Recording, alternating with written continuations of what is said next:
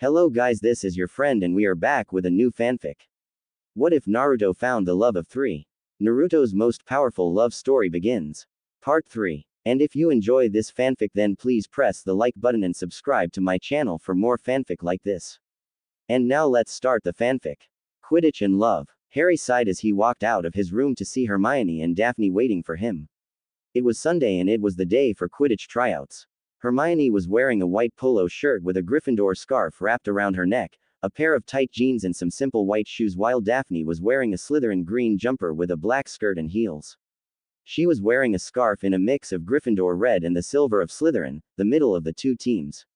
Hi girls. Harry smiled as he kissed them both on the cheek. Morning, love. Hermione smiled. Morning. Daphne smiled. The three walked into the Great Hall for breakfast and sat at their normal table when Katie Bell walked up to their table. Hey Harry. The girl smiled. Oh, hi Katie. Harry smiled. What time's tryouts again? That's what I've come to tell you. She said. I've got a problem. What is it? Harry asked. I can't do this, she said simply, falling onto a chair that Hogwarts made for her so she could sit down. I'm not good enough to be captain. Nonsense, Hermione said. You are the oldest and best member of the team. Well, Harry's a bit better, but that doesn't matter. Yes, it does, she said simply. I'm not good enough.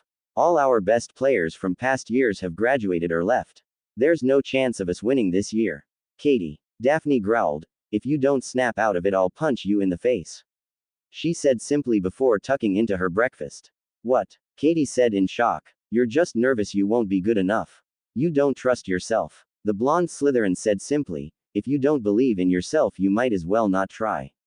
If you don't try and believe in yourself, then you will never be able to know if you can do it. That is confusing, Katie said. She means that you're giving up before you've even tried. Harry said. Just believe in yourself and you'll define. It's like when I first asked Daphne out on a date. I was worried I'd muck it up. I was scared that she'd laugh at me. But then I just thought, tell her or you'll regret it for the rest of your life when she ends up with someone else, and that, even if she turned me down, she was my friend at least and would never laugh at my feelings. He then took Daphne's hand and joked, now look at me. I'm stuck with her forever. Shut it, Harry. She smiled, punching him lightly on the arm. Thanks, you three. I needed this.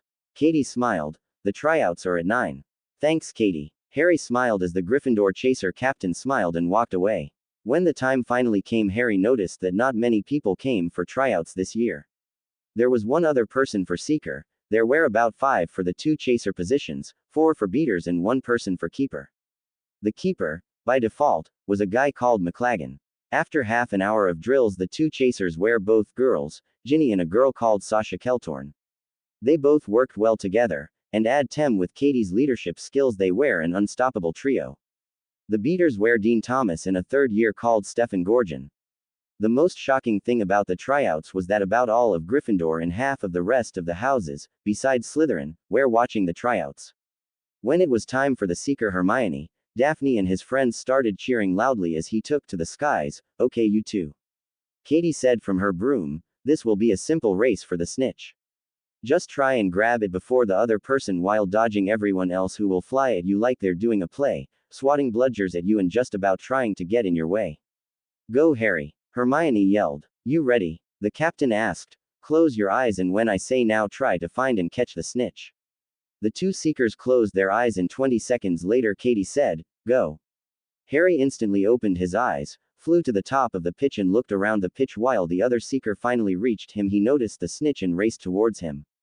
The chasers started racing past him and bludgers were slammed at him from the beaters, but Harry swerved and rolled out of the way of all of them. The other boy was suddenly hit by a bludger and knocked off course slightly. That was long enough for Harry's hand to encase the golden snitch and cheering to envelop the stadium. Once again, Harry James Potter was the seeker for the Gryffindor Quidditch team. On his way out of the locker room he was tackled by his fiancés. I know you'd do it, Harry. Daphne smiled. That kid had no chance of beating Harry. Hermione smiled. He was the youngest seeker in a center. Harry said, quoting what he knew Hermione would say. Exactly. Hermione smiled. And that means that he has had time to naturally improve and get even better than he was at 11. We've only ever lost when Harry wasn't allowed or able to play. Neville said as he walked up to the group with Ginny and Luna in tow. Congratulations, Harry. He smiled. We're going to rock. Ginny smirked. Good luck in the matches, Harry. Luna smiled. Later that night, Harry sat up late trying to get some of his homework done when Hermione came in wearing Harry's Quidditch jersey. Harry's eyes bugged out when saw Hermione in it. The jersey was big on her, but it stopped just mid-thigh. The crimson matched well with her tan legs. Bloody hell, Myone. You look hot, Harry said. Hermione smiled as her cheeks took a rosy hue. That was the point, Harry. I wanted to thank you for what you've given me, she said. What do you mean, Hermione? Harry asked in confusion. I'll just show you, Harry. Hermione said, smiling happily. She walked over then crawled under the table. It didn't take Harry much time to figure what Hermione was intending to do. He felt Hermione pull down his fly. The raven-haired boy lifted his hips so Hermione could pull down his pants along with his underwear. He knew he was hard. He then felt her hot breath on his hard member. Meanwhile, Hermione was under the table. She was doing the best she could since there wasn't too much light under the table. This was her first time doing something like this and was quite nervous. She fumbled taking off Harry's pants and she grasped Harry's member, her eyes widened some. She used her hand to guess how big Harry was and she was pleased that he was big as she hoped and thicker than she hoped. Hermione took a deep breath and slipped her tongue to lick Harry's member. She felt him shiver and hoped that was a good sign. She had to calm herself and remembered what she read about how to pleasure a man. She bent her head down and took Harry's member into her mouth. She heard him hiss and prayed that was another good sign. It didn't taste as bad as she thought and not as degrading as she read in a few of her books. She found it pleasurable, but that might have been because she was doing on the person she loved. She bobbed her head up and down licking Harry's shaft as she went. She was doing all this by what the book said and it seemed to be working. She felt Harry's hand on her head and she knew that some guys did that, so she relaxed. Harry could feel his release and he knew he had to warn Hermione in case that she had other plans. I'm coming, Hermione, he hissed. This seemed to only speed up Hermione's bobbing. She felt some warm hit the back of her throat and was about to gag when she put back enough so only the head of Harry's member was in her mouth. Harry's seed was in her mouth and it tasted salty. She debated whether to swallow or not, but her curiosity took over and she swallowed. It wasn't that bad and didn't understand what Lavender was complaining about. She got up from under the table to find Harry slouching in his seat. Are you all right, Harry? Hermione asked. Amassing. That was brilliant, Harry said, grinning. It was my first time. Hermione said shyly. It was, Harry said, and Hermione nodded shyly. That was a hell of a first time, Harry said and opened his arms. Hermione sat in Harry's lap and felt his arms wrap around her. What made you do that? Not that I'm complaining at all, Harry asked. Well, I wanted to do something for you to repay you for what you've given me lately. So Daphne and I talked and we decided on this, Hermione said. Really? When will I expect Daphne's thank you? Harry asked. She didn't tell me. I think you'll, loving torture, to tell you. She really wants it to be a surprise, Hermione said. That's Daphne, she wants to be unpredictable. Harry laughed. Hermione just smiled and cuddled into Harry's chest. What's loving torture? But Hermione was already asleep. The next day Harry still had big smile on his face. What's with the grin, Harry? Neville asked. What? Can't I be happy? Harry asked. Well, yeah, you can, but you look like a Kneazle that ate a rat, Neville said. Harry chuckled at Neville's choice of words. So what's with the smile? Neville asked. Hermione, gave me a gift, Harry said. Neville just nodded, knowing that Harry didn't want to talk about it. So when are you going to have a sit down with Luna and Ginny? Harry asked, changing the subject. I'm thinking tonight. Can you be there? I could use your help in case all hell breaks loose, Neville said. Sure, Nev, Harry said. Neville clapped a hand on Harry's back and left. He then went and found Ginny, then Luna, and asked them to meet him in the room of requirements. Both girls agreed and were excited about the meeting, not knowing that it wasn't what they'd be expecting. Harry told Daphne and Hermione about what Neville was doing and Hermione wanted to be there. When Harry asked Hermione about it, she told Harry that she was helping Luna get Neville. But I thought you and Ginny are friends, Daphne said, confused. She is, but Luna has never had a boyfriend and Ginny has had a few. So I thought that Luna needs the help more than Ginny does, Hermione said. I understand. Good luck, Daphne said. That night in the room of requirement, Luna arrived early, but found not only Neville there, but Harry and Hermione. She was confused by this, but sat down in the available chair. Ginny so came in after wearing a nice outfit. She had a frown on her face when that Luna was there, but look turned to confusion when she saw Harry and Hermione. What's going on, Neville? Ginny asked. I asked you two here to talk about a few things. Neville said after he took a deep breath. What about Neville? Luna asked. Neville could feel sweat form on his forehead and he looked to Harry for help. Harry caught this look and nodded. Neville asked you two here because he knows what you two have been doing. Now he doesn't mind it at all, but he hates to see two friends fighting like this. Now I think the best way to resolve this is for you two to each date Neville. I can have Hermione draw up a schedule of some kind. Harry said. Neville was amazed that Harry had a plan. But Hermione just shook her head. She knew that Harry was doing this on the fly. What would be the ground rules? Luna asked. Hold on, I never agreed to this, Ginny said. Ginny, I think that this is a good idea, Hermione said.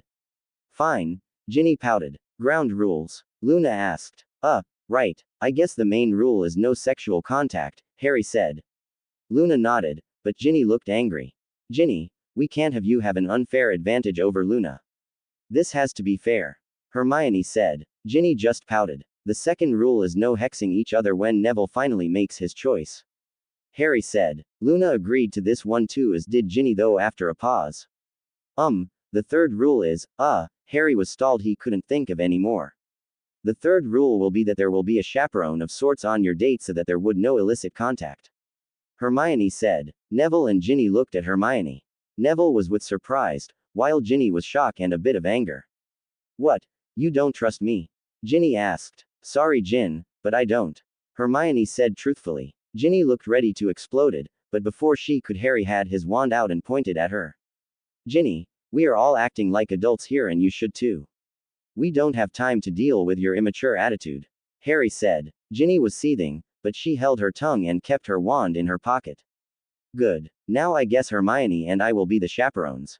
But we'll be trading off since I don't think we both need to be there.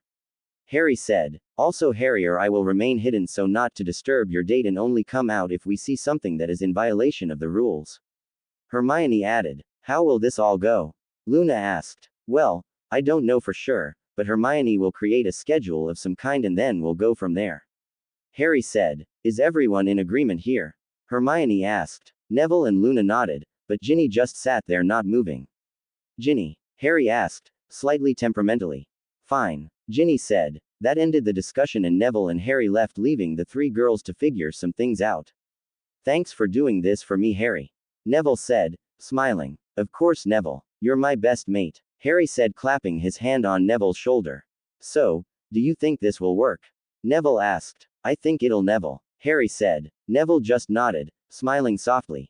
Meanwhile, back in the room of requirements, Hermione, Luna, and Ginny were huddled around a table the room provided. Studying doesn't count as a date, Ginny said. Yes, but then what will? Luna asked. Look, we'll figure out what criteria will be needed for it to be considered a date. We just need to figure out what shouldn't be first. Hermione said. Luna and Ginny nodded. They both agreed that a Quidditch match wouldn't be considered a date either. It took them long into the night to get the rules put out, and then Hermione had them both sign the parchment saying that they agreed to these rules and will abide by them. They then shook hands and left. Over the next couple weeks, the students of Hogwarts found interesting as they saw both Ginny and Luna sitting next to Neville. Rumors were spread about this, but no one would confirm them. Ron was one of them that noticed, and he confronted Neville on it. What's going with you and my sister?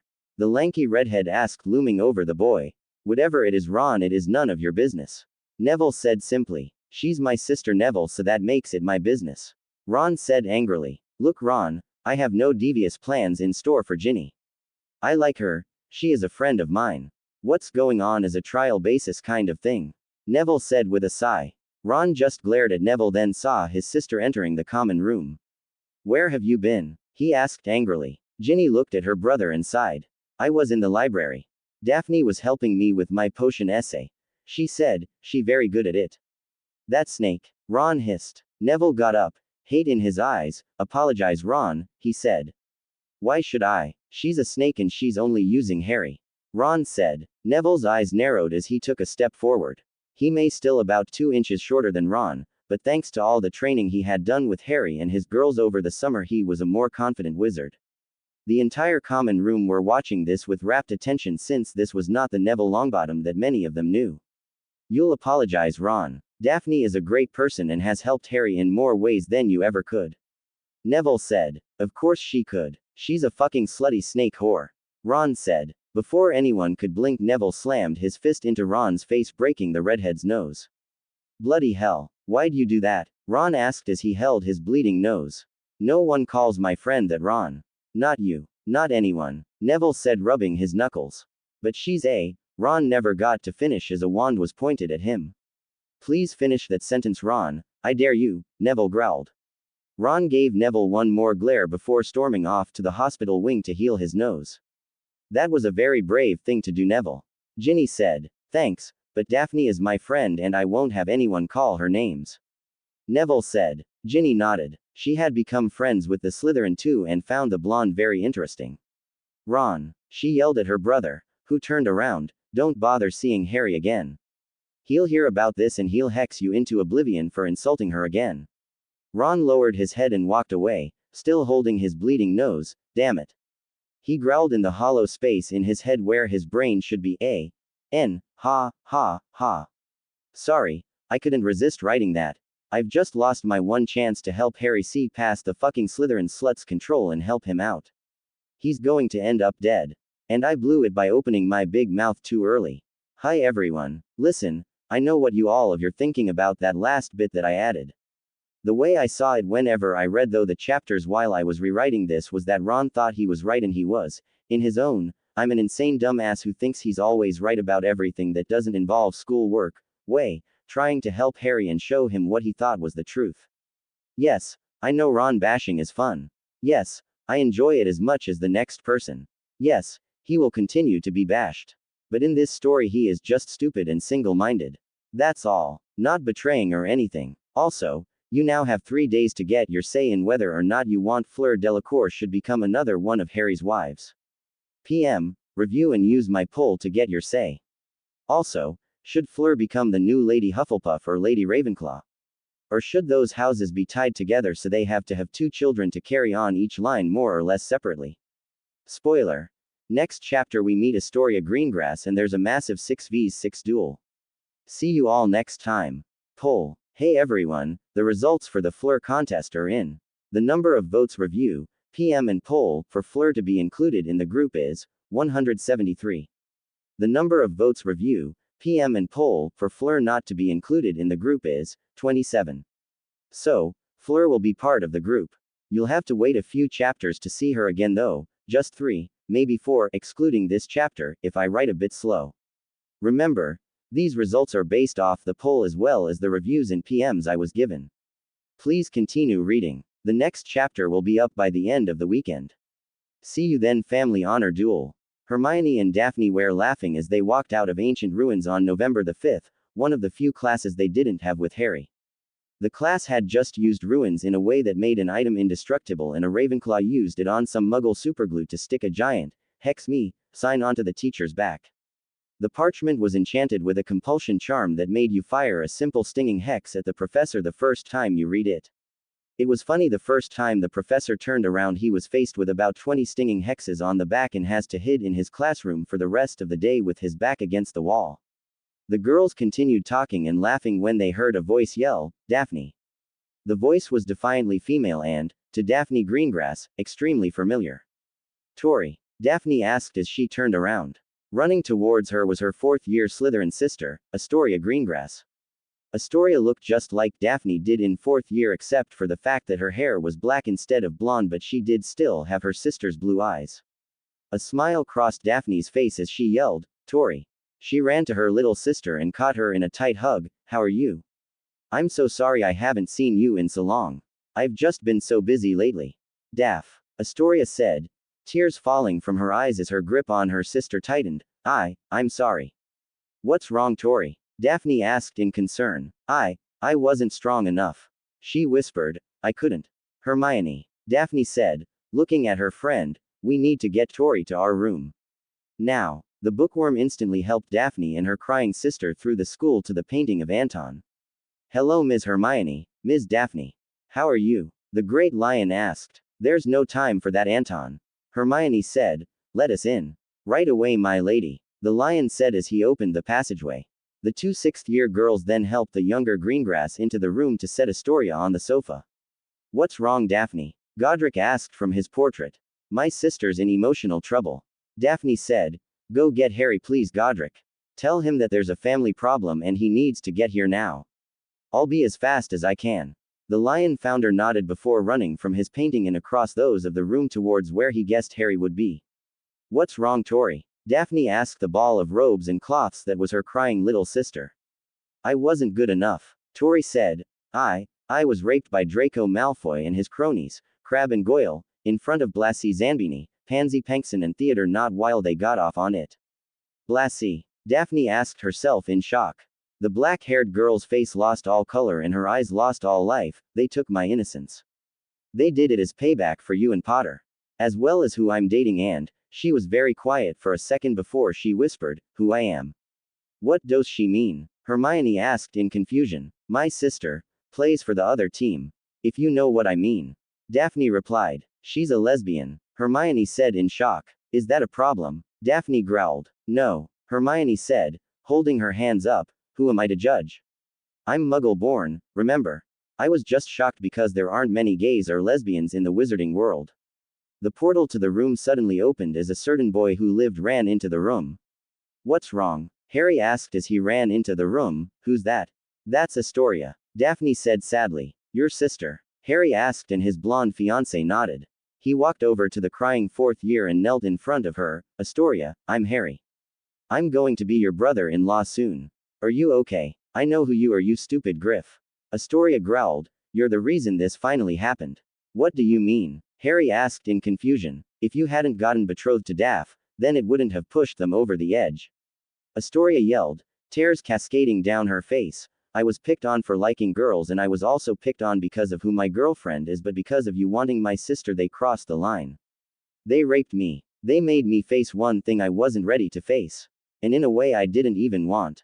Who were they? Harry growled, his magic starting to flow into the outside world. Who did it to you? Why do you care? Astoria spat. Your family, Harry said. And also, Daphne really cares for you. This would change you in a way that would hurt Daphne deeper than I want to think about. I would never forgive myself for seeing her like that.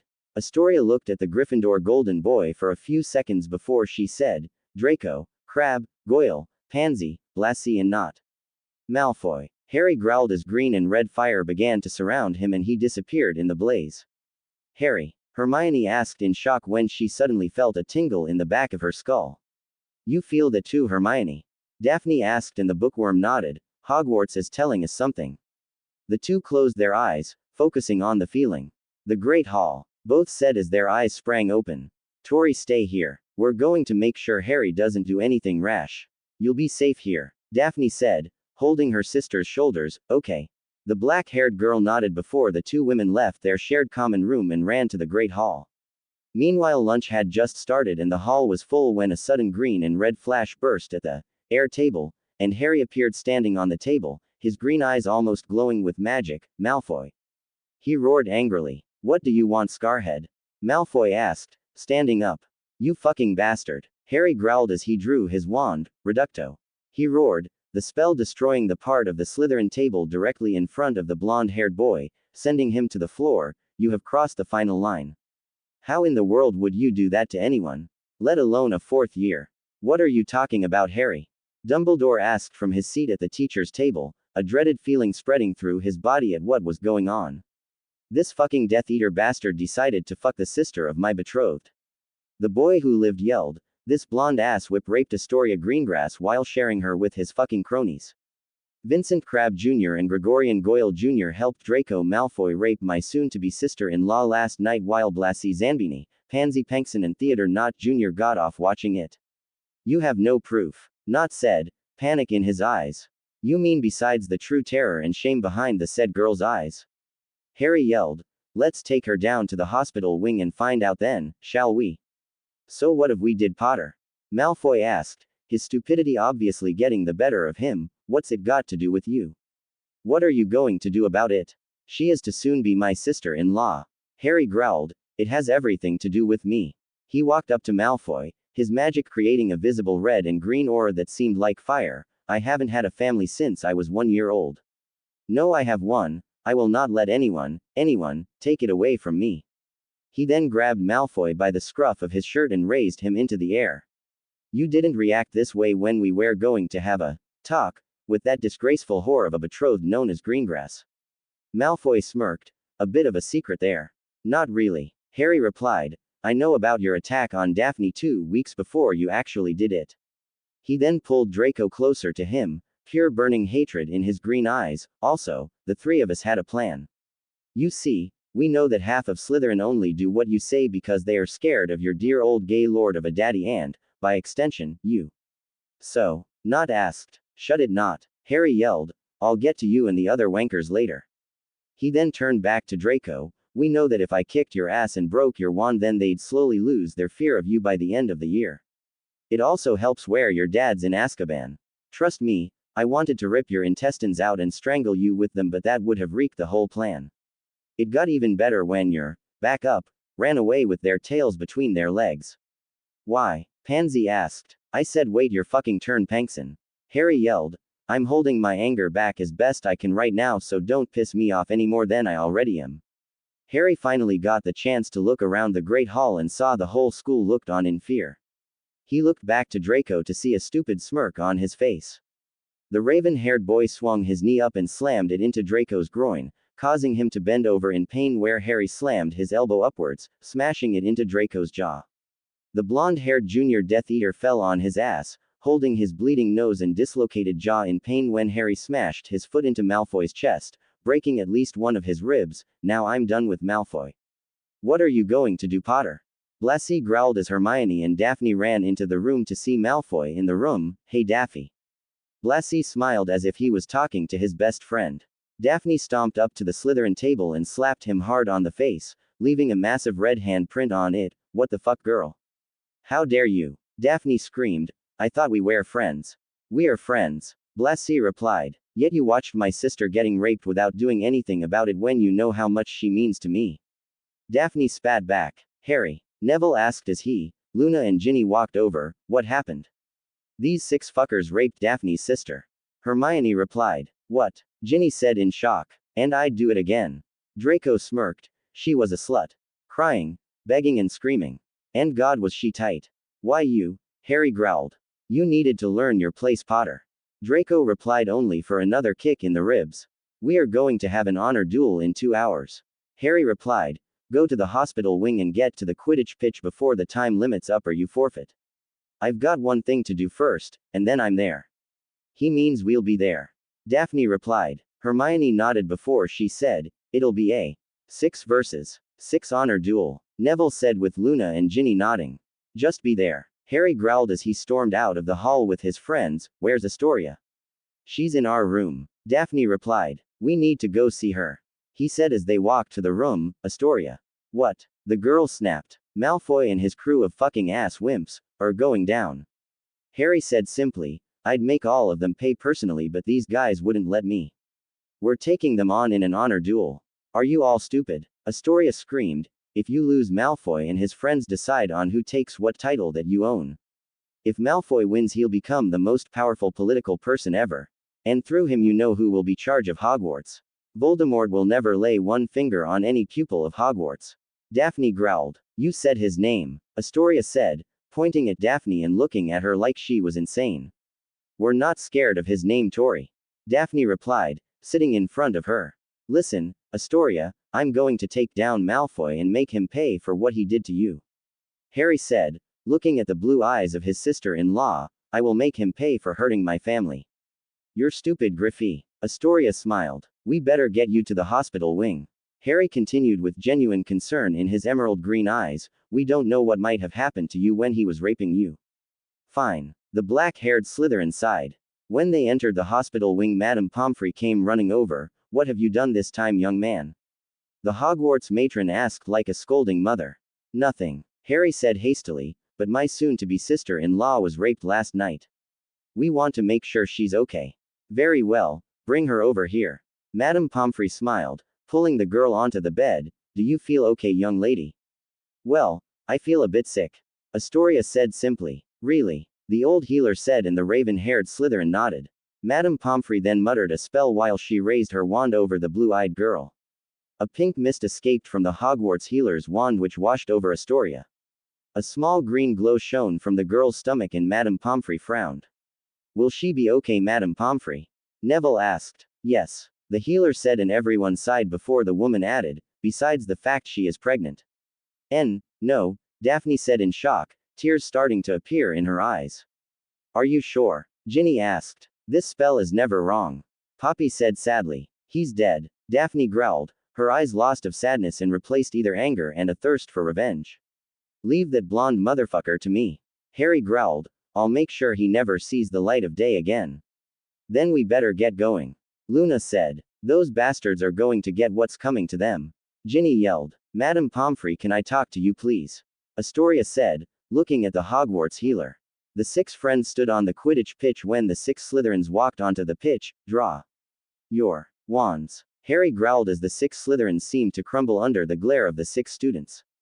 The group quickly took out their wands shakily, except for Malfoy, who seemed to think that there was no way that he'd lose. All 12 people got into position. On the count of 3. Professor McGonagall yelled, 1, 2, 3. As soon as the headmistress said the last number, the duel started. Fulman. Draco yelled, firing a bolt of lightning from his wand. The spell hurled at Harry with great speed. Harry smiled as he threw his wand into the air and span. While spinning, he drew his sword and slammed it onto the spell as it came in reach. The spell was ripped in two and the separate lightning bolts slammed into the ground behind him on either side. He then caught his wand as it came back down and yelled, Sectum Sempra. The cutting curse cut Draco's nun wand arm's shoulder down to the bone. The other 10 participants of the duel then got into the fight. Stupefy. Daphne and Luna yelled in unison, the spells hitting Pansy and Crabbe at the exact same moment, knocking them unconscious. Petrificus Totalis. Neville yelled, the spell freezing Goyle and taking him out of the fight. Expelliarmus. Ginny and Nott yelled at the same time, the two red spells forcing each other back. Reducto. Blassie yelled, Bombarda Maxima. Hermione replied, the two spells colliding with force that crumbled the ground underneath their feet. Daphne, you help Hermione with Zambini. Luna, take down Nott with Ginny. Neville, you're with me. Harry said, taking his position as leader with respect before the group fell into perfectly unified dueling. You stole what should be mine, Potter. Malfoy growled as he chucking cutting curses at both of them. I will not sit back and let a filthy half-blood like you steal what is rightfully mine. Rightfully yours. Harry roared with rage. Daphne has never and will never be yours, Draco. Die, half-blood. Malfoy screamed. Delaire. A large explosion was fired from Draco's wand that hurled through the air towards Harry and Neville. Terrarum Dominum. Neville yelled, flicking his wand upwards as a giant slab of rock burst from the ground, getting hit by the spell which caused it to explode into a million pieces. I can't believe your jealousy has made you sink so low, Blassie. Daphne screamed as she brought up a shield to block the stunner shot by the black-skinned boy. You should be mine, Daph. Blassie yelled as he fired a blue bolt of magic at her. I've loved you since second year. And you turned me down for Potter last year. Didn't you? Yes, I did, she replied, blocking his spell and firing her own red bolt of magic, because I love him and he loves me. So do I. Blassie roared. No, you don't. Hermione said, blocking the spell, you lust for her. If you loved her, you would want what makes her happy. Not rape her sister as revenge for turning you down. Spiritu, as she yelled her spell, a brown cannonball-like ball of magic hurled towards him. Clypum. Blassie yelled as a shield much like Protega appeared, but it was a darker blue. I didn't rape her. He yelled. I only let it happen to teach you a lesson. And what's that? Daphne asked. That you are mine. Blassie growled. Draco said that this will work. And then I promised that once it did, he can have a turn. You fucking Death Eater. Daphne screamed. Avada Kedavra. Blassie yelled. The green curse hurled towards the girls for them to jump out of the way. Daphne growled angrily and drew her rapier as she and Hermione were ready to end the fight. You filthy blood traitors. Nott growled. I was trained by my father. Do you think I'll lose to a pair of whores like you? Reducto. Ginny yelled, blasting a curse at Nott, who jumped out of the way. Avada Kedavra. Nott screamed, firing a killing curse at Ginny. Acco Ginny. Luna yelled and Ginny was pulled towards the blonde, the green killing curse missing her by miles. Thanks, Luna. Ginny said. Let's just end this and send this guy to Azkaban. Luna replied. Crucio. Draco screamed angrily, firing the torture curse at Harry. Terrarum Dominum, Harry yelled, flicking his wand upwards as he did a repeat performance of what Neville did earlier. Incarsus. Neville yelled to fire ropes around Draco, holding him still and lightly squeezing him. Nullum Nunc. A whip of green fire extended from the tip of Harry's wand as he swiped it, sending Draco into a triple aerial back flip that slammed him into the wall. The fire burnt the ropes holding Draco so he could break out of the trap he was held in. Centum Cultros. Draco yelled as 100 shining silver knives appeared in front of him. He then did a swipe with his wand and the knives flew towards Harry at breakneck speed. Contortor. Neville yelled as a high-powered wind fired from the tip of his wand which transformed into a small twister that blew all but a few of the knives out of the way and harmlessly onto the floor. The remaining knives slashed Harry's both wand arm and his other arm causing him to drop both his wand and his sword to the floor. He was also slashed across his left leg, dropping him to one knee.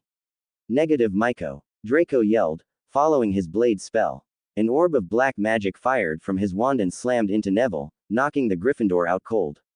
He then walked over to Harry, holding the wand at the Founder's heir. Once you're gone, Potter, I'll take over as the head of the houses of Potter, Gryffindor, Hufflepuff and Ravenclaw and, once I've killed my father and that blood traitor Sirius Black, the houses of Malfoy and Black. The Pampas Ferret then said, then I'll take both Greengrass and make them my whores. No. Harry growled as he tried to stand up. Avada. Draco began. Tension built in the arena as all three single-double duels were coming to the end. Bombarda Maxima. Hermione yelled, sending the spell hurling to Blassie at tremendous speeds. Reducto. The dark-skinned boy roared, trying to stop the spell by firing his own back at it. This gave Daphne the opportunity she needed. She charged at Blassie as she unsheathed her sword and cut the boy across his chest just as he fired his spell. The black-skinned boy fell to his knees and Daphne kicked him in the head as hard as she could, successfully knocking him out. Bombarda. Not screamed, firing a spell at the two girls. Plus Speculum. Both Ginny and Luna yelled in unison as they were surrounded by a glowing silver dome. The Bombarda hit the dome and disappeared only for 2. Bombardas fired from the spot his disappeared and hurled towards him. The spells hit his feet and sent him flying where his head hit the floor with such force he was knocked out instantly. Bullo Ultimum. Harry yelled as a blast of blazing red fire shot from both of his hands. They hit Draco, knocking the boy back into a wall and badly burning his chest. The Founder's heir was shaking and panting heavily. The winners, Lord Harry Potter Gryffindor Hufflepuff Ravenclaw, Lord Neville Longbottom, Ms. Hermione Granger, Ms. Daphne Greengrass, Ms. Luna Lovegood and Ms. Ginny Weasley. Professor McGonagall yelled. Headmistress. Harry yelled. I feel that for raping Astoria Greengrass and casting both the Cruciatus Curse and the Killing Curse, Heir Malfoy, Heir Zambini and Heir Notch should all be delivered to Auror custody. I agree, Lord Potter. McGonagall replied. Also, I would like Astoria Greengrass and anyone in a personal relationship with her to be moved into my personal care while at school instead of in the Slytherin and their common room to reduce risk of this happening again. Harry continued. Very well, Lord Potter. McGonagall smiled. Thank you, Headmistress, Harry said as he suddenly lost his footing and fell to the floor as he lost his connection to the waking world. Darkness filled all of his senses. The last thing he heard before he was completely lost to the darkness of unconsciousness was his fiancé's yelling, Harry. In unison, fear filling their voices. Ooh, cliffhanger. Personally, I hate reading them, but now I find why people do so many. They are bloody brilliant to write. Like always, when I use OC spells, I have a list of the spells used in this chapter that weren't in the books, films, and what the Latin words mean in English. Clipum, shield, stronger, protega, spiritu, blast, contortor, twister, nullam nunc, fire whip, terrarum dominum, earth master. Centum cultros, 100 knives. Negative Myco, negative flash. Plus speculum, mirror plus. Bullo ultimum, ultimate flare. I hope you liked this chapter. Give me any ideas of what you think Harry's magical animagus should be. And, in extension, what Daphne's should be. They have to be similar, and I feel that Harry's should involve fire while Daphne's has to involve ice. I've got an idea, but I want to see what you guys think. See you next time. The end. The prequel. Hello everyone. I am sorry for the long wait, but now it is over. In more ways than one. Most of you are gonna hate me after this chapter, I can feel it. Disclaimer. I do not own Harry Potter. Talking, thinking, spell casting, Parcellounge. Flashback, memory. Harry and the Love of Three, Harry Potter. Chapter 11. The End. Chapter 0. The prequel.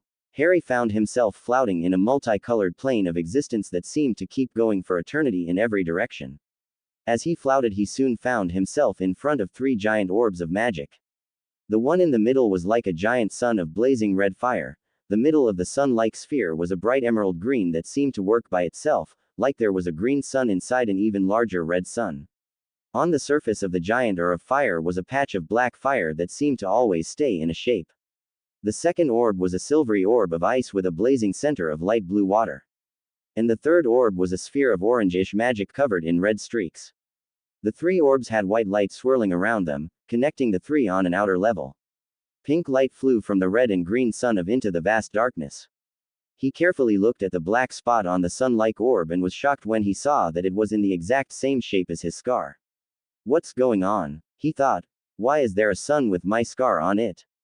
The boy who lived's eyes suddenly widened as realization hit him like a blugger. It's my magical core. He said simply. Correct, Potter, said a sinister voice, but soon it'll be mine. Harry span around to see someone who looked just like him, but his skin was bone white, his eyes were blazing red, and he had no nose, just slits. It almost looked like a fusion of himself and Voldemort. Who are you? Harry asked as he drew his wand. I am your anger. The Voldemort Harry, I'll call him Barry. I am your hate. I am your inner darkness. I am what you could have been if you weren't so weak. He drew a wand just like Harry's, but it was covered in stripes of white wrapped around it, and it was thicker. What do you want? Harry said. Your body. Barry said with a smirk. Defendo. He slashed his wand and Harry jumped out of the way as the cutting charm soared over him. Confringo. Harry yelled as he fired the purple spell, which the twisted creature sidestepped the attack, which hit the orange and red core. It seemed to pulse for a second and then returned to stability, sectum sempra. He then slashed at Barry, who dodged again. This time the spell hit the ice orb, which seemed to pulse like the orange core, but it then grew slightly. This continued for a few minutes, the two throwing spells at each other as they either blocked them or countered them altogether. That was until someone got a lucky hit. It. Crucio. Barry yelled, the dark spell hitting Harry harder than he thought and sent the boy who lived flying. Ah! Harry screamed as he thrashed and withered around floor, or what seemed like a floor, because Harry couldn't feel a surface, but he wasn't floating or falling. I wonder why you are so weak. Barry said as he walked towards Harry, intensifying the spell and making the black-haired boy's screams to get louder, especially with such a powerful magical core. I'll enjoy having your body. And having fun with our wives. This caused Harry's eyes to widen and his anger to flare greatly. No, Harry growled as he slowly stood back up, fighting the pain he felt from the torture curse. Green energy flowed off his body in waves, destroying the spell instantly. Impossible. Barry gasped as he took a few steps backwards, not wanting to face this power that was able to fight the curse of pain. The energy was surrounding him more and more, growing in intensity and ferocity. The Founder's heir looked at his core and realized something. It was fire. He always seemed to be able to use fire spells easily. Maybe he was gifted with fire spells. Or maybe it was to do with his magical animagus form. Whatever it meant, he had to use this now. Harry roared a spell that he had read once in his studies at Grimmauld Place, Lorem Ipsum. As he drew circles in the air around him with his wand as fire surrounded him and his aura was absorbed into the flames he created, changing the normally orange fires to turn green. He then threw the tip so it was pointing at Barry, and the fire followed it, surrounding Barry and burning him slowly and painfully. No. Barry howled as he felt his flesh falling from his muscles and bones, felt his insides boil and his life leaving him. I won't let you touch them. Harry yelled as the fire intensified. He kept the spell for a few more seconds before he stopped the charm. Barry's skin was almost all burned off and he was surrounded by a puddle of boiled blood, but he was still alive, although barely. I'll kill you. Barry gasped as he struggled to even stay in the world of the living. No, Harry said as his eyes darkened, I'll kill you. He then lowered his wand at Barry and snarled, his fingertips glowing a small, silver light as he decided to try something new. Donecunda, Harena Tempestas. A mighty tornado was created at Harry's hand, acting like a shield, with the eye of the storm at the palm of Harry's hand. The wind then launched and became a small whirlwind that surrounded Barry. Finally, the wind turned into a very bright silver, so it was like thousands of small silver lights which increased in speed and slashing at Very, cutting his broken but living body badly before the wind was all sucked into and focused at Harry's palm. Suddenly, a burst of silver light fired from the ball of silver light that hit Very. This launched the broken, twisted being towards Harry's magical core, burning to a crisp in a second. His magical core then slowly grew, so it had gained 1/8 of its old power added on. The ice and orange cores both grew a 1/6 of their old power. The pink lights then seemed to drag a large ball of pink flames and wind towards him. And then several new chains of different colored magic flew into the distance. Suddenly a blast of black escaped his core and knocked him away. Harry felt himself falling thousands of feet without stopping. Harry then noticed images rushing towards them, images he recognized as his memories. Just as he was about to hit one, Harry closed his eyes and felt himself land on something that wasn't very soft. Memories. Harry slowly rose from the floor and looked around to see it as a day that changed his life. He saw the younger him walking down the halls, rubbing his hand where he'd just more or less written the words, "I must not tell lies," into the flesh. Harry followed, watching his memory. Present Harry will be called Potter while in the memories from now on. Watch where you're going, Buster. A female voice growled as Harry walked into someone and knocked them both to the floor. Sorry, Harry muttered as he stood up, extending his hand to help the girl up. The girl was a 5th year, just like he was. She had long blonde hair and shining blue eyes which were in a glare as he helped her to her feet. What instantly caught his eye was the green and silver tie. What's the matter, Potter? Your glass is broken or something? The girl said cruelly. No. Harry glared. I better go. He then started to walk away from her, but she grabbed his arm. What? He snapped. The Slytherin girl recoiled at his sudden harsh tone. I'm sorry, Potter. She said simply. What do you mean I'm sorry? Harry asked in shock. I'm, a shorting of the words, I am, unusually used as a reference used of when one's describing themselves. Sorry, a word used to apologize and or show regret about, the memory, Daphne said, only for Harry to interrupt. I know what they mean. Harry said in annoyance. What are you apologizing for? I'm not like that pompous brat Draco and his crew, Potter. She said. Neither of us were looking where we were going. I had no right to snap at you, or insult you. It's fine, Harry said, waving his hand in dismissal. Bye, Daphne said as she turned around and started to walk away. Greengrass, wait, Harry said as he grabbed her arm. Yes, she asked, turning around. You see, this house rivalry thing is a bit stupid, don't you think? Harry asked with a slight chuckle, actually smiling a bit. Just a bit, Daphne replied back with a tiny twitch of her lips that went unnoticed by Harry but not by Potter, who just smirked. Then, maybe, we should break it, Harry said slightly nervously. More like smash it, Potter thought, smiling happily at the memory and chuckling lightly. What are you suggesting? Daphne asked. How about we, hang out sometime? Harry asked. Get to know each other and try to become friends. That sounds just fine, Potter. Daphne smiled after a few seconds of silence. Harry was shocked. The school's resident, Ice Queen, was smiling at him. You okay, Potter? Yay, Harry said, shaking his head. It's just that I've never seen you smile before. That a problem, Potter? Daphne asked with a hint of anger which caused both the past and present Harrys to flinch in fear. No, Harry said hastily, hoping to avoid trouble. In fact, you should smile more often. You look great when you smile. He suddenly realized what he said and started blushing. Why, thank you, Potter, Daphne said, smiling proudly. Just so you know, you look good when you smile too. She then threw him a wink before she turned around and walked away. Potter smirked before the ground beneath his feet disappeared and he felt himself falling again, back into another memory. This was a few weeks later, late in the month of November, and he saw his past self walking towards one of his and Daphne's old hiding spots, and Potter smiled at Harry's face. What if she doesn't like me back? What if this breaks our friendship? What if she laughs at me? Harry thought, which Potter could hear because he had been thinking it, and it was almost like a voice coming from an unseen speaker. Potter, a voice called as she ran up to him. Daphne was smiling widely as she reached him, and Harry's thought were instantly broken. Hey Daphne. Harry smiled nervously. So, how are you? Great. She smiled back. You? Fine. He stuttered before he broke into a blush. No, you're not. What's wrong? She asked, putting a hand on his shoulder. Nothing, he denied. You can tell me, Harry. She said, her voice full of concern. Well, you see, Harry stuttered, oh, screw it. He then grabbed Daphne's shoulders and pulled her into a kiss. The blonde girl's eyes widened before they fluttered closed and she returned the kiss and Potter had to smile at the memory, seeing the love that he and Daphne seemed to share, even back then as Harry wrapped his arms around her waist and she wrapped hers around his neck. And, as they kissed Potter noticed a soft, golden glow surround them like vines and seep into their skin. That was the bond. Potter thought in shock, we've been engaged since our first kiss. When the two pulled apart they were both smirking happily. What was that for Potter?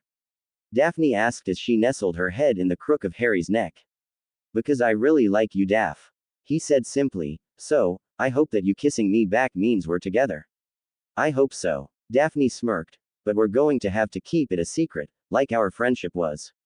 At least for now. Anything you want. Harry smiled before he kissed her again. Potter once again fell, but this time, instead of landing on the ground, he landed in a tree. Stupid tree. He grumbled as he climbed down to see the past him and Daphne again. This time they were sitting down and Harry was resting his head on her lap. This year has been the second worst. Harry said suddenly. And why is that? Daphne asked curiously. I am constantly hounded by bitch about me saying Voldemort's back and now I'm in my first ever relationship but because of obvious problems I can only see her in secret. Harry complained. You poor baby. Daphne said in mock simply, want me to make it better? I always love when you do. Harry smirked. And I still do. Potter sighed as he saw Harry and Daphne kiss lovingly. Hello Harry. Hello Daphne Greengrass. A dreamy voice said. Luna. Yelled Harry as he jumped out of Daphne's lap. It's not what it looks like. You mean you weren't kissing Daphne Greengrass just now? Luna asked with her head tilted to the side. Well, yes but, Harry stuttered.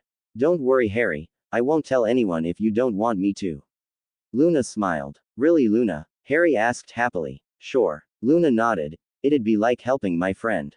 Thanks Luna. He smiled at the blonde girl with the dreamy-eyed look in her eyes. You're welcome Harry. Luna replied before she turned around and skipped back towards the castle. You sure we can trust her? Daphne asked. Luna may be odd, but she won't betray us. I'm sure of it. Harry smiled. Well, okay then. Daphne whispered. A silence came between the two which the blonde witch broke. We need better hiding spots. Yay. Harry laughed with a smile and a chuckle. Potter smiled as well before the scene began to change.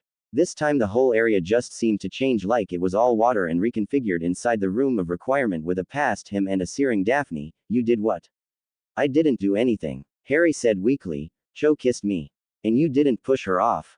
Daphne yelled in anger. We were under mistletoe. Harry said. Also, I know Hermione and Ron were watching from around the corner. It was what they were expecting. I need to try and keep our relationship secret. Like you said. But you kissed her. The blonde screamed. Daphne. Harry said as he grabbed her arms, looking deep into her eyes. I don't like Cho. I am not cheating on you. I'd never cheat on you. I love you. Daphne gasped as he said this, and Potter smiled. Before this point neither of them had said the L word before and this was the turning point in their relationship. What did you say? Daphne stuttered. I love you. Harry smiled. And I always will. Potter smiled. Daphne grabbed the back of Harry's head and pulled him into a deep, searing kiss which Harry eagerly returned. Once again Potter felt the world around him alter. He was now in the Department of Mysteries, or more accurately, the Veil Room and they were all deep in battle. Suddenly Sirius was hit with a red light and he fell backwards. No. Harry whispered as he saw Sirius falling down towards the Veil. Accio Sirius Black. He quickly yelled in panic. The black-haired man came flying towards him and landed at his feet but the innocent criminal was unmoving. Sirius, Harry whispered before he slowly looked up, glaring at Bellatrix with true hatred before he took off like a rocket after the mad woman, Bellatrix. Potter felt himself falling again and then landing in yet another memory where Harry and Daphne were once again in the room of requirement. You prat. Daphne yelled at him as she was in his arms, crying and pounding his chest. You could have died. And where would that have left me? Calm down Daphne. Harry smiled. I promise I'll try not to do anything like that again. But I had to save Sirius. Daphne slowly stopped her crying and just rested her head in his chest now, trying to pull his warmth around her. I know. Daphne muttered. Please, just hold me for a bit. Anything for you Daph. Harry whispered. And, once again, time slipped away from him, and Potter was now standing in a field as Harry arrived using the quill port key that Daphne gave him the day before on the train ride home. Harry! Daphne yelled as she ran into the past boy who lives arms, hugging him tightly. Hey Daph! Harry whispered as he hugged her tightly, kissing her neck softly before he kissed her on the lips, but they were interrupted by a cough. After breaking apart and turning around, Harry saw a tall man, a tiny bit taller than 6 foot with black hair on his head and similar soft blue eyes that Daphne owned, and a woman about 5'4", who looked like an older Daphne but she had brown eyes instead. Hello. Hello Mr. Potter. The man, obviously Daphne's father, said in a slightly cold voice, a hard glare being sent at the boy. Daddy, Daphne complained, pouting at the man. Honestly Peter. The woman, Daphne's mother, said as she smacked him on the back of the head, causing the man to rub the spot where his wife had just hit him. I'm Felicia Greengrass, and this is my husband Peter. Nice to meet you Mrs. Greengrass. Harry said, shaking the mother's hand. Now none of that Harry, we're just Felicia and Peter. Felicia said slightly forcefully. Oh, okay Felicia. Harry said in slight fear to this older Daphne. Now Harry, how about we have some lunch? Peter said as he put an arm onto his shoulder. Thank you sir, I mean Peter. Harry smiled. Great. The black-haired man said before he whispered to Harry, if you hurt my daughter I'll kill you before you know who even gets the chance. I'd never, ever, dream of hurting her sir. Harry said forcefully, I love her, and knowing I'll have her waiting for me after, I'll take down Voldemort so fast he won't even know what hit him. Now that's what I was hoping to hear. Peter smiled, letting loose a small chuckle. Hey Daphne, where's your sister? Harry asked as he suddenly remembering about the youngest Greengrass. Astoria's probably off snogging her girlfriend, like I want you to be doing to me later. Daphne smiled cheekily at Harry, knowing full well that her parents were listening, which caused Harry to blush. Potter chuckled before a bright light filled his vision and he started to awaken. Hospital wing. What happened? Harry groaned as he slowly opened his eyes. Harry. His loves yelled as they jumped into his arms, squeezing him tightly. Hey, I'm okay. Harry smiled. We were so worried. Hermione whispered. We thought you might die. Daphne added. But I'm not. I'm alive. I'm here. Harry smiled as the girls let go and he managed to sit up properly. He looked around and saw he was in the hospital wing with Hermione, Daphne and Astoria only, the first two hugging the life out of him and the other just sitting to the side with a smirk. How you doing Griffey? Astoria asked with a smirk. Fine short stuff. Harry shot back before he got a concerned look on his face. You okay? I mean you didn't really act like a rape victim before or no, and I'm kinda worried. Yay. My psyche was kinda messed up years ago and the spells used on me to make my body more responsive to whatever they did to my body and make me do whatever they wanted for hours has made my mentality very unstable. Astoria shrugged. It also disrupted the pregnancy, so the baby had to be aborted or else both of us would die from my magic acting out of control from the damage they caused. Luckily it was Malfoy, so the death of my child and an heir to 2 houses has been added to the Malfoy family charges. Malfoy family charges? Harry asked in confusion. How long have I been out? And what has happened while I was out? 3 weeks Griffey. Tori shrugged. Crabbe and Goyle got locked away with Nott and Zabini. Malfoy died from his injuries before anyone could heal him, so his sentence is being added to his father's. Pankson didn't do anything illegal and the Aurors noticed that there was some sort of loyalty potion in her system from her speech pattern.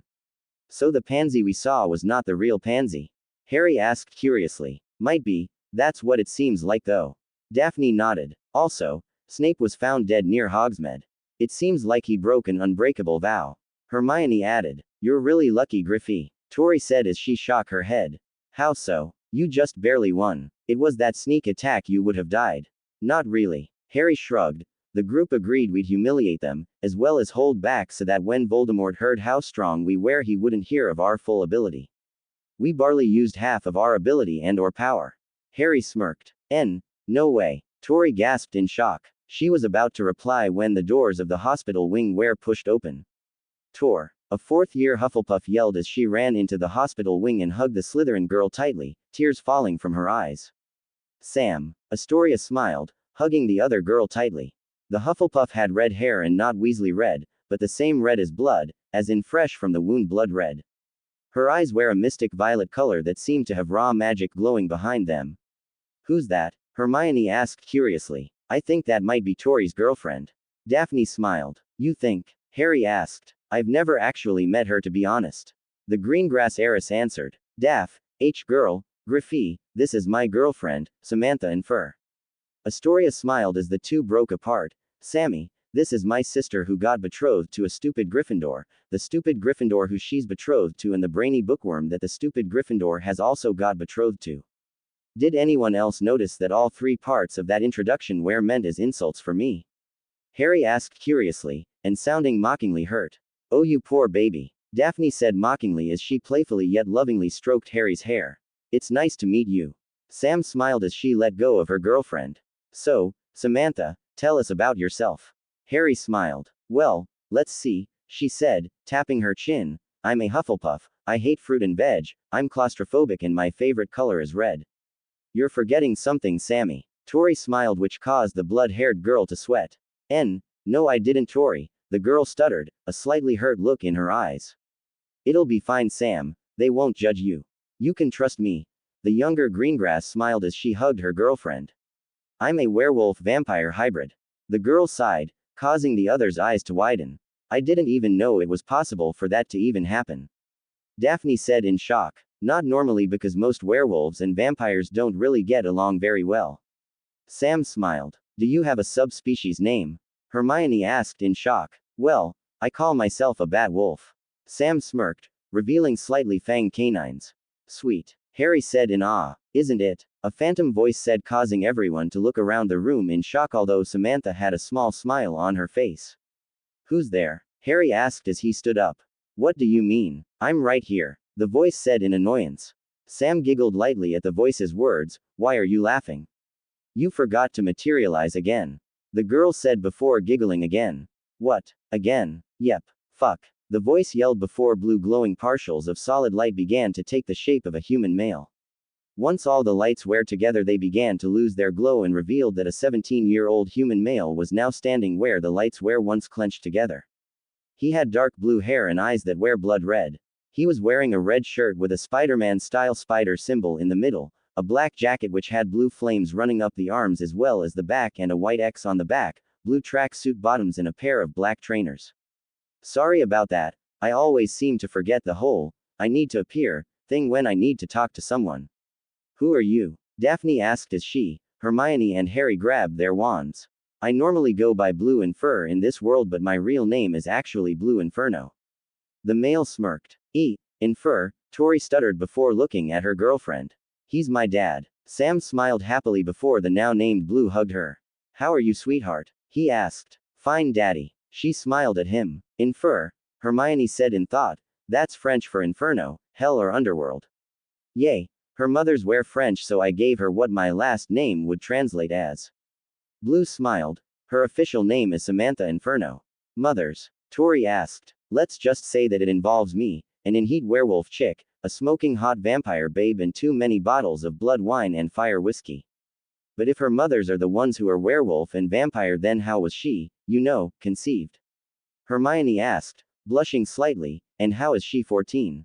You've got to be 18 at most. I'm a god of the multiverse, every different reality with multiple similar worlds with small differences. I don't really age beyond this unless I want to, so I can blend into the worlds I visit.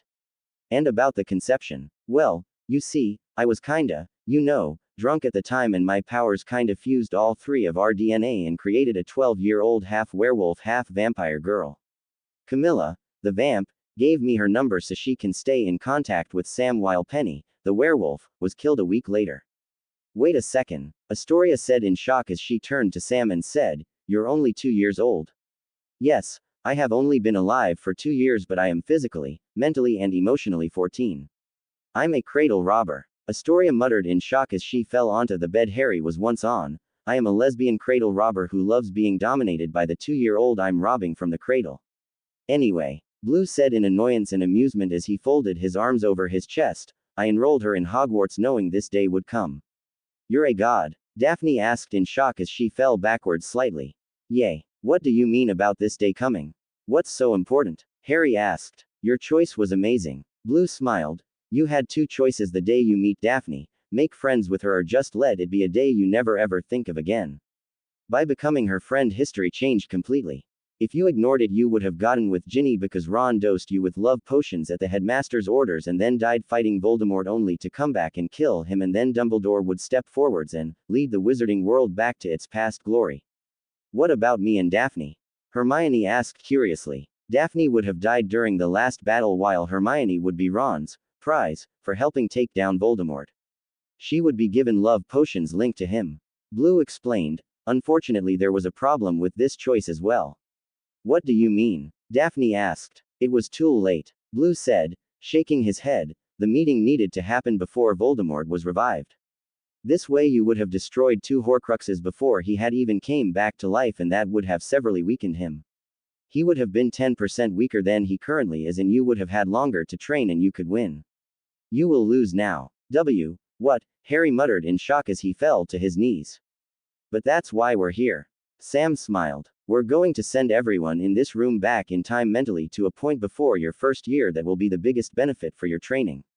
Blue explained. You will remember what happened in the future, and I, as well as a few others, will be training you in unique skills that you shouldn't have in this universe. We shouldn't have them, then why are you giving them to us? Hermione asked curiously. You shouldn't have them because they don't exist in this universe.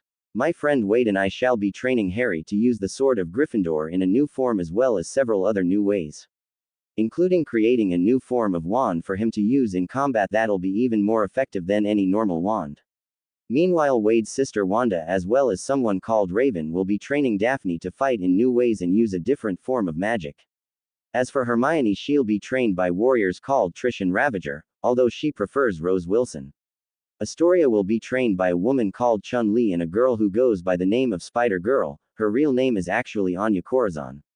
And, finally, Sam's trainers will be a succubus called Morrigan and a wolf woman called Wolfsbane.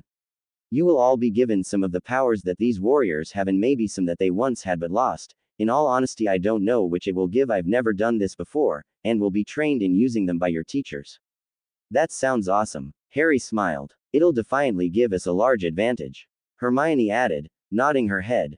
Plus it means we're more likely to win. Daphne added with a smile. What's the catch? Astoria said as she looked at the god with a look of annoyance. There's not a catch per se, but there is a bit of a problem with what I'm gonna do. Blue said sheepishly. What is it? Harry asked curiously. Because of the way I'm sending you back, I have to, technically, make your lives a game. And in order for the universe to hold together properly, well, Blue explained but was cut off. The main one in the relationship must have a harem of at least 5 girls. Sam finished. What do you mean, a harem? Harry asked in shock, blushing.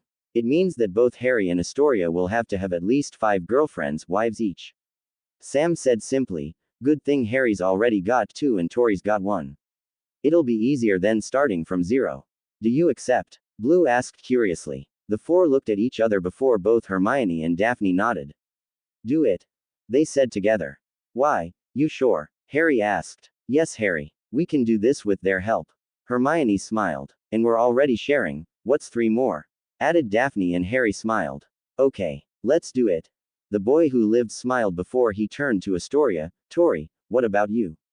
You in? You'll need my help, Griffey. Astoria smiled. Plus, I can't have you hogging all the hot girls now, can I? This caused her soon-to-be brother-in-law to laugh. Yay. Looks like we'll get to have revenge on Malfoy all over again. Harry smirked. And take down Dumbledore by countering all of the moves he'll make. Daphne added with a nod. Then let's do it. Blue smiled as the 4 were surrounded by a fierce blue light. Daphne and Astoria. The 2 Greengrass sisters opened their eyes to see the room they used to share back when Daphne was 8 and Astoria was 6. It wasn't a small room, but it wasn't large either. It had 2 single beds on opposite sides of the room, 2 wardrobes next to them, and a large chest of drawers.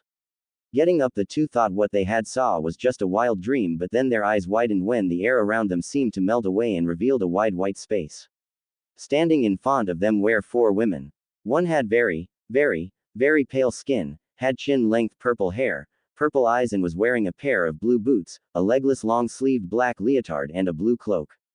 The woman next to her, a woman in full-body red spandex with black arms and legs but red gloves and boots, multiple belts and straps covered in pouches on her chest, on her upper arm and upper legs, and on her back were 2 katanas. Her face was covered by a red mask with vertical black ovals which had small white lenses where her eyes would be.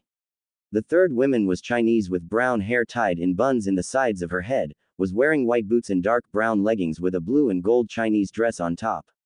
The last one was a brown-haired teenager in a full-body black spandex, latex outfit with a large white spider on her chest. Who are you? Daphne said as she took a steep back from the four, her sister following her. I am Raven, although I also go by the name Rachel Roth. The cloaked girl said with an emotionless voice.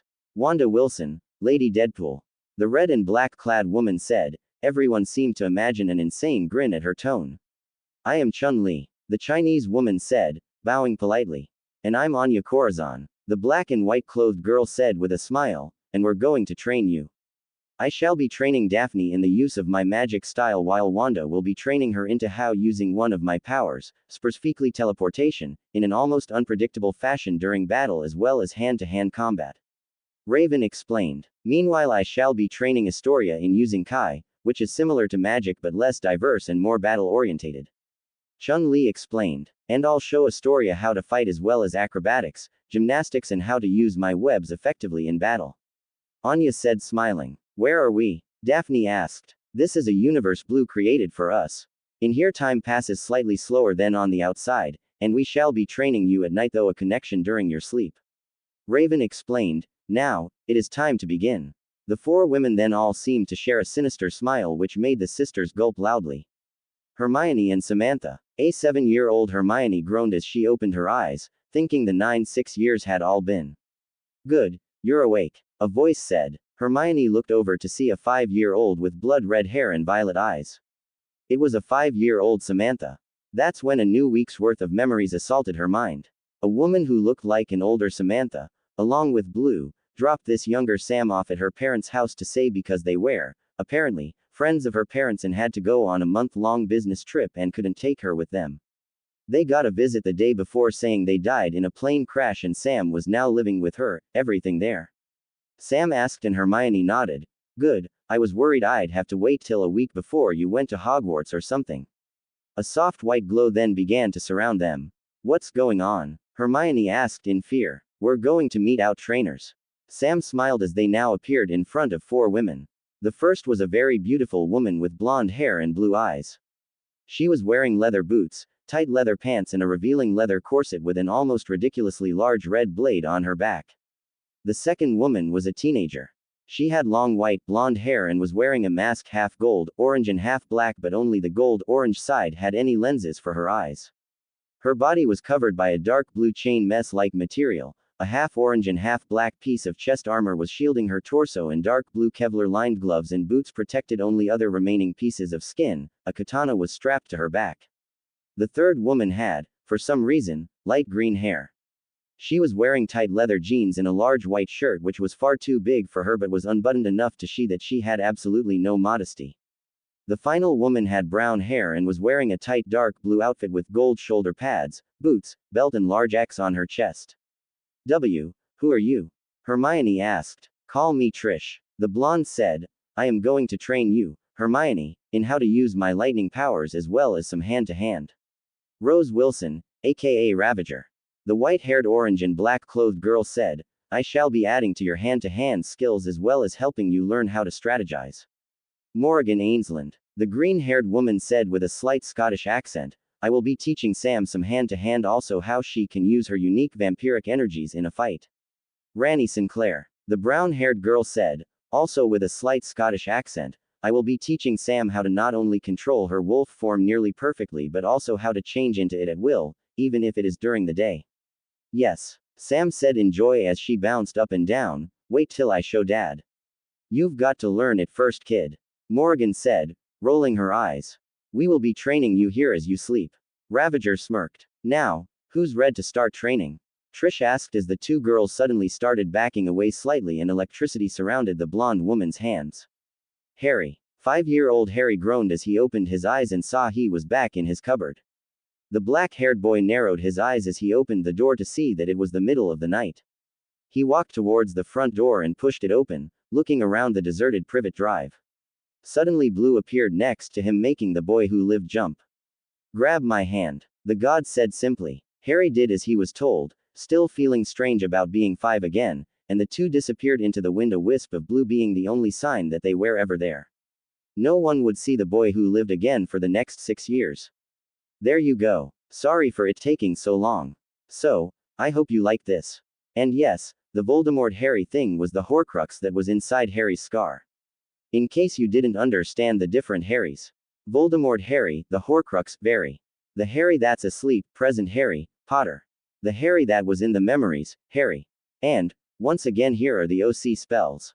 Denek unda Sonic Wave. Harina Tempestus Sand Storm, this spell is wandless only. Tempestus Storm. I would like to make something very clear. I have never gotten drunk before in my life, let alone had a child. I am 17 and am not ready to be a parent as well as being Verisicef conscious. The OC character Samantha is to add a more unique feel to my storyverse as well as an extra, God character. She will not have all of my abilities but have her own. She is not a Mary Sue. And, again, I am not a teenage parent. Just like how Rebek EX7 is not someone WHP travels the multiverse and turn people's lives into a game so he can build an army and stop an old evil. This is a story. I also know that most of you most likely hate me for this, but hey, it's my story. I hope you like the direction I'm gonna take it. This is the end as well as a new beginning. And, yes, this will be my third life as a game. Also, for everyone wanted Fleur to marry Harry, don't worry, she'll be part of his harem. But please give ideas for girls to be in both harems, Harry Potter girls only.